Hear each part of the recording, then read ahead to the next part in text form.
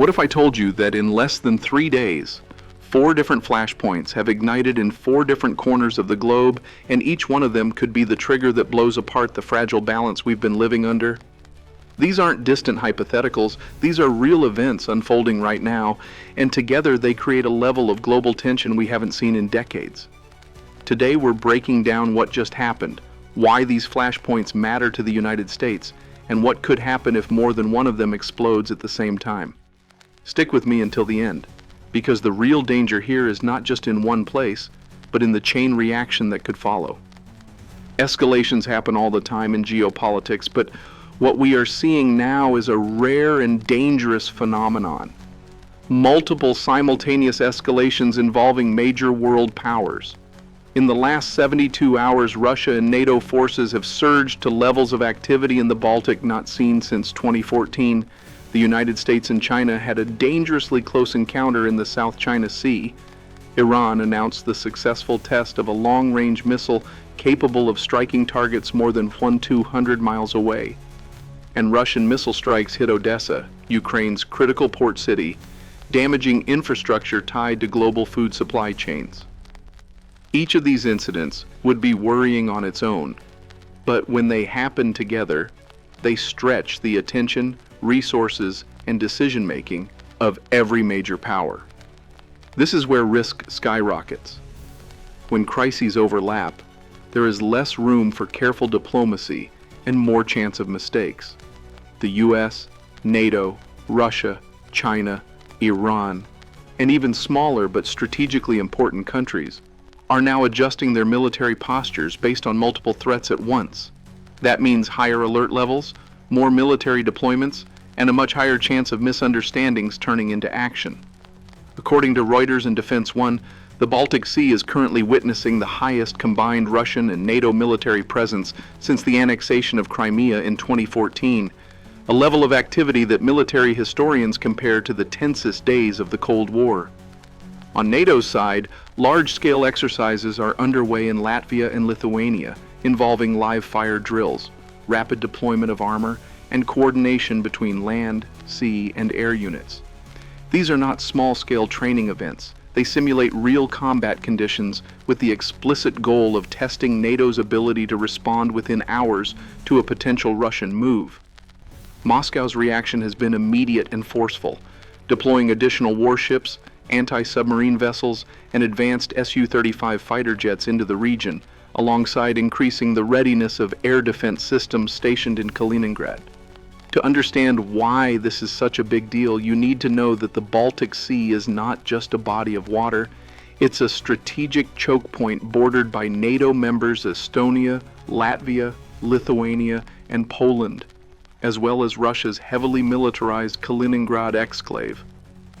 Kaliningrad is packed with advanced missile systems like the Iskander, capable of carrying both conventional and nuclear warheads, and long-range S-400 air defense batteries that can threaten NATO aircraft over much of the region. For the United States, the stakes are enormous because of NATO's Article 5, the mutual defense clause that means an attack on any NATO member is considered an attack on all. This is not a distant conflict that Washington can choose to ignore. If a single miscalculation here leads to shots fired, U.S. forces are automatically in the fight. Analysts at the Center for Strategic and International Studies warn that the most dangerous factor is not necessarily the number of troops or ships, but the perception gap between both sides. NATO sees these exercises as defensive, a reassurance to its eastern members that the alliance will stand by them, while Russia interprets them as aggressive maneuvers designed to limit its access to the sea and threaten Kaliningrad. When both sides are convinced they are acting defensively, yet see the other's moves as escalation, the risk of a spark turning into a fire becomes dangerously high. History shows us that in regions like this, the first shots are often fired not by a deliberate decision from leaders, but by local commanders reacting to what they believe is an immediate threat. The South China Sea is one of the busiest and most contested maritime corridors in the world, with over $3 trillion in trade passing through it every year. It is also a critical lifeline for energy shipments headed to countries like Japan, South Korea, and even China itself. According to the South China Morning Post, a U.S. Navy warship and a Chinese guided missile destroyer recently came within just 200 meters of each other during what was supposed to be a routine U.S. patrol. That is less than the length of 2 football fields between 2 vessels, each armed with enough firepower to cause catastrophic damage. The close encounter forced both ships to execute last-second maneuvers to avoid collision, a situation that could have easily turned into an international crisis. This was not an isolated event.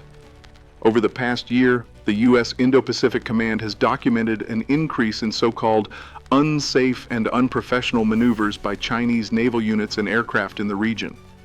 China has been steadily ramping up its military footprint, building artificial islands in disputed waters, equipping them with anti-ship and surface-to-air missile systems, and deploying more vessels to patrol the area.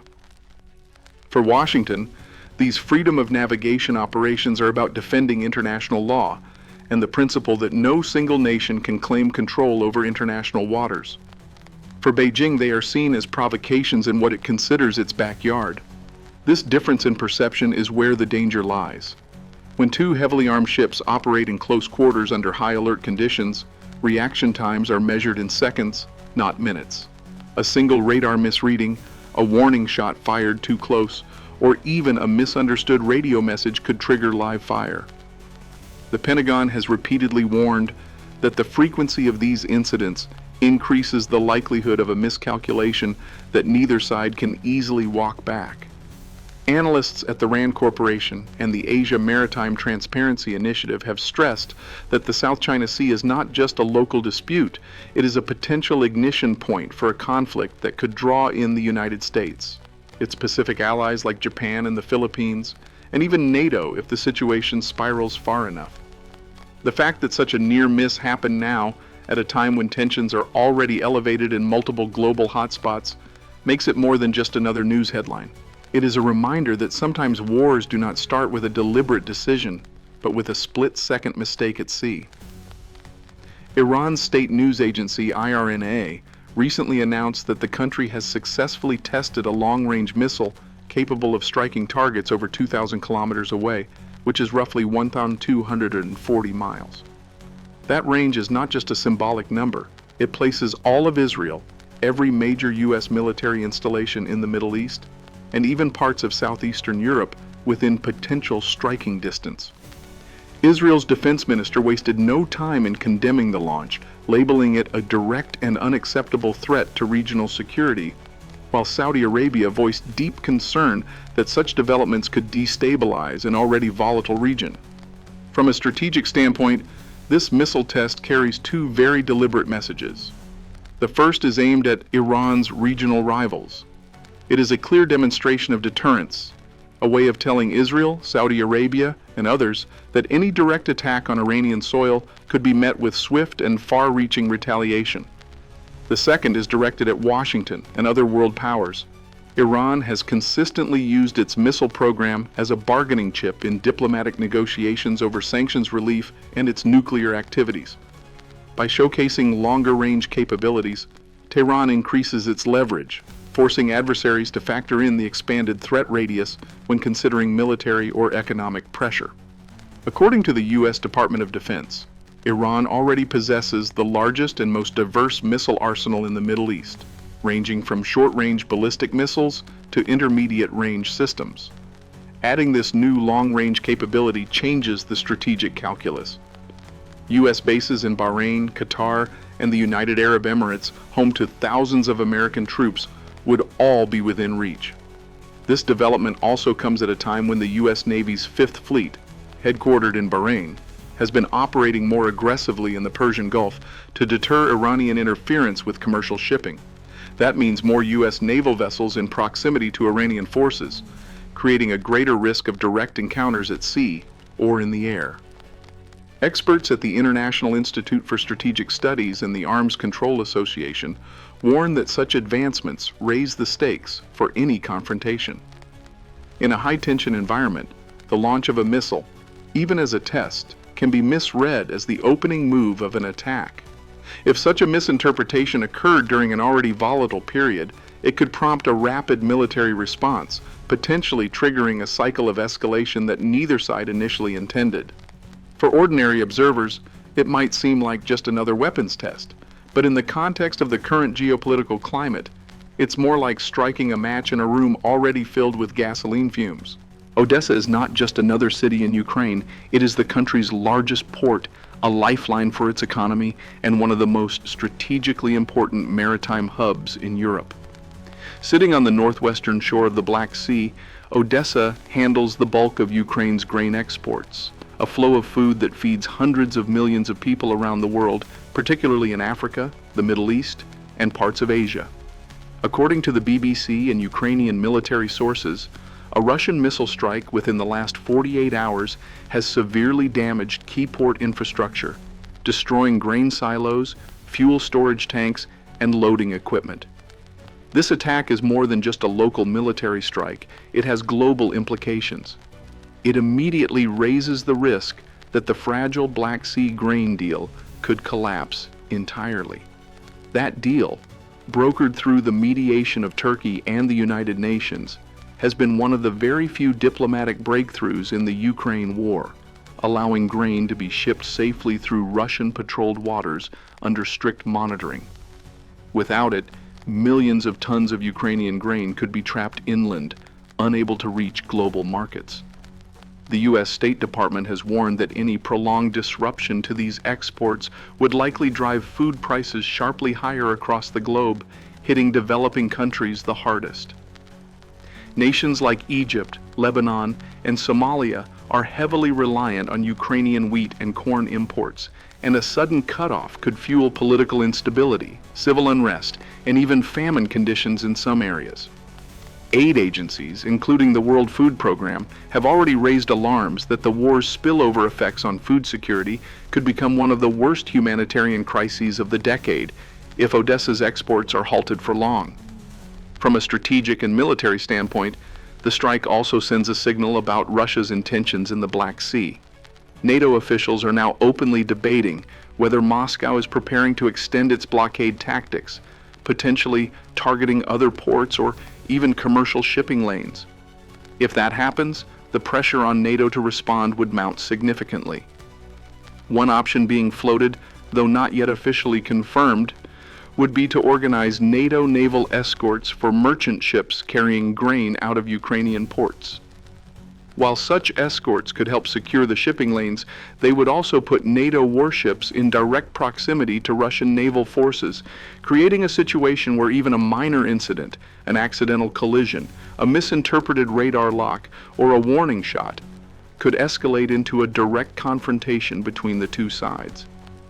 Military analysts at the Royal United Services Institute note that the Black Sea is an especially dangerous arena for such operations. It is a relatively small, enclosed body of water with limited exit points, meaning that ships from opposing sides often operate in close quarters. In that environment, the potential for a misunderstanding or miscalculation is extremely high. If NATO decides to step in with a more active maritime presence, it would mark a significant shift from the current posture of indirect support for Ukraine toward a more direct role in the conflict's operational theater. And in the current climate, even a small shift in posture could have outsized consequences. What makes this moment more dangerous than past flare-ups is the simultaneous nature of the crises.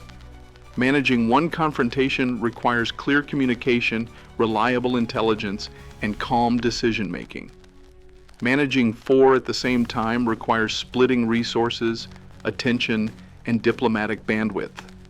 As analysts from the RAND Corporation explain, this increases the risk of overreaction in one theater simply because decision makers are distracted by developments elsewhere. For the U.S., this means that a naval incident in the South China Sea could be happening at the same time as a missile test in Iran and a NATO-Russia standoff in the Baltic, creating a situation where military assets are stretched thin and diplomatic channels are overloaded. It also means adversaries might time their moves to take advantage of the distraction. For decades, nuclear deterrence, strategic rivalries, and distant military flashpoints were background noise to everyday life for most Americans. Today, they are visible, immediate, and interconnected. Images of U.S. strategic submarines in known positions, aggressive rhetoric from Moscow and Beijing, missile tests from Iran, and open naval confrontations are now regular headlines. For ordinary Americans, this means paying attention to signals that once only defense analysts tracked: sudden changes in military alert levels, unusual troop movements, and emergency announcements from FEMA or Homeland Security. It also means understanding that events thousands of miles away can impact U.S. security, economy, and even daily routines faster than ever before. The U.S. military's global commitments mean that escalation in one region can require rapid deployments and readiness changes at home. The question we face this week is whether these 4 flashpoints will cool down through diplomacy, or whether one spark will ignite a chain reaction that reshapes the world order. 4 fuses lit in just 72 hours. Which one do you think is most likely to blow first? And which one do you think could trigger the kind of global chain reaction that changes everything? Drop your thoughts in the comments, because your perspective might be the one that helps others see the bigger picture.